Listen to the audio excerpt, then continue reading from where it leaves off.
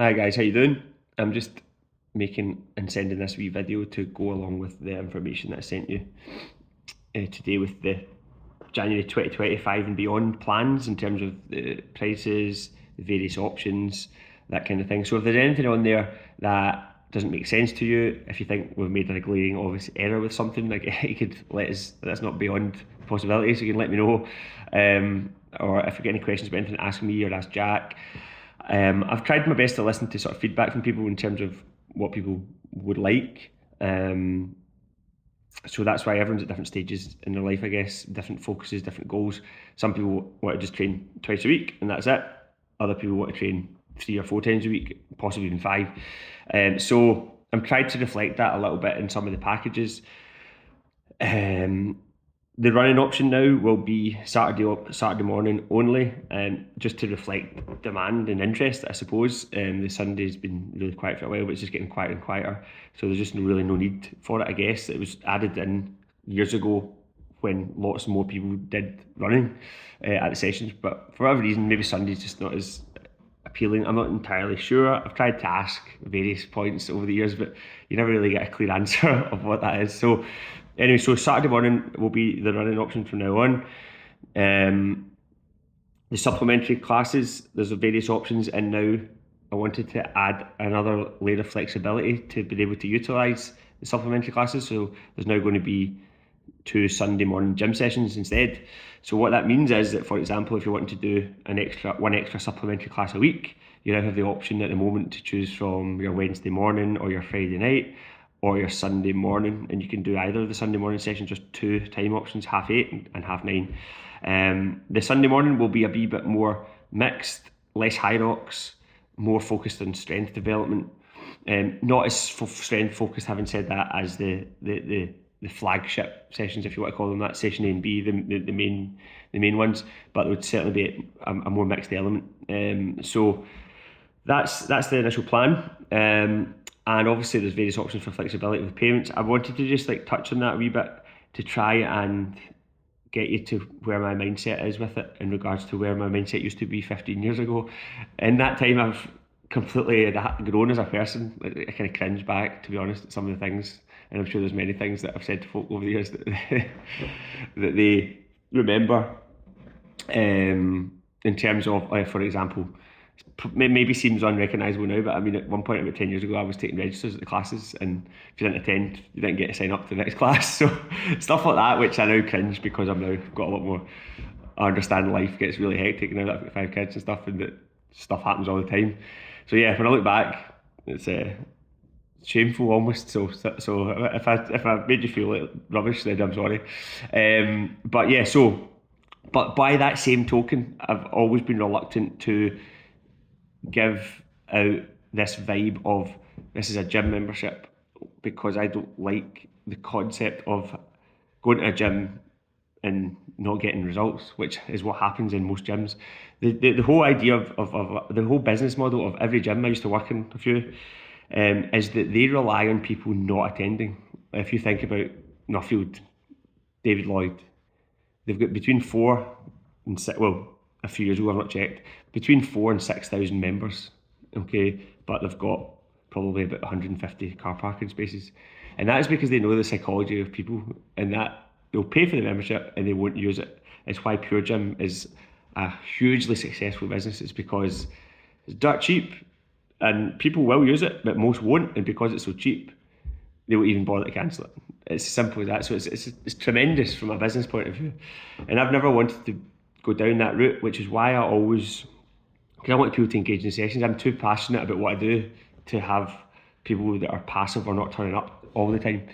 And it makes me feel good seeing people do well and feel better themselves. So I used to, if those that have trained long enough, they probably remember, I used to not offer the option of monthly payments. But again, over the years, I've recognised that there's more to life than gym training and making progress in the gym, and that it just makes things easier, doesn't it, financially, that bit of financial flexibility. But the risk it gives or it presents is that you very much quickly fall into a sort of habit of it's just what you do, and there's no real there's not necessarily a focused training regime in place if it becomes too what's the word I'm looking for? Complacency. So at the start of every block or the end of the block, I used to say to folk, like, before you sign up for the next one, I want you to think about how your training's been going, and are you in a mindset where you want to really properly take things to the next level and commit and take accountability of your sessions. And that is still something I want people to bear in mind. So, but just the less extreme version that I used to try and convey years ago. So it's a strength and conditioning program. That's always going to be the way of it. And I think you struggle to find a better strength and conditioning group program anywhere. Like, that's just how I feel. I'm not see if I thought there was one out there. I'd be like, right, cool. What's this guy doing? But so anyway, my point is though that you need to, you'll get out of it what you put into it. So when it comes to, I'm sure lots of you have gone to university over the years. I've been to university embarrassingly 3 times. Right, and the first time I went, I signed up. You got your first fees in Scotland paid for you, don't you? And I didn't engage. You don't just go to university and get given a degree. Well, maybe you do.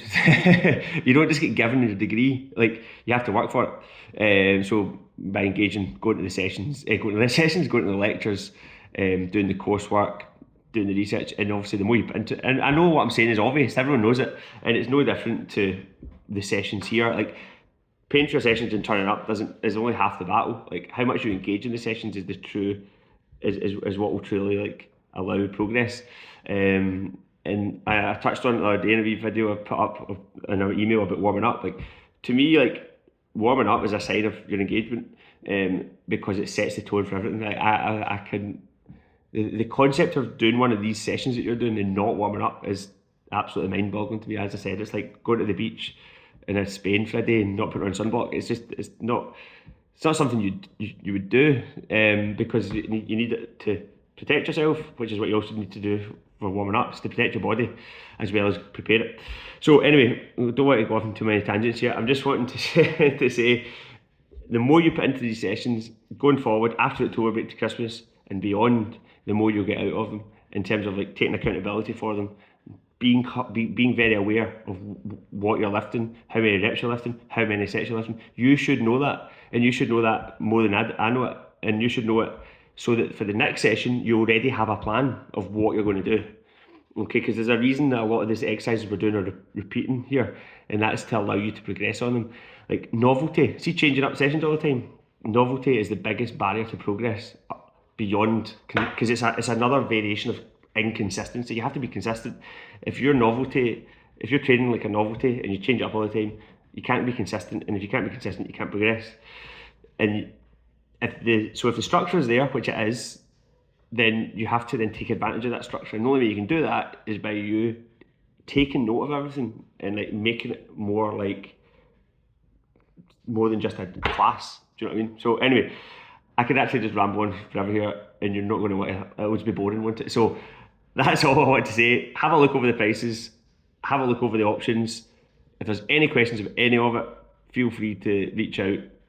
But above all else, whatever you decide to do, try and engage as much as you can and ask yourself how much you're wanting to get out of the sessions, because it's not a case of just turning up. That's what you do when you go to gym classes. You just turn up, you work out for an hour and you leave, and that's great. It has its benefits. Totally get that.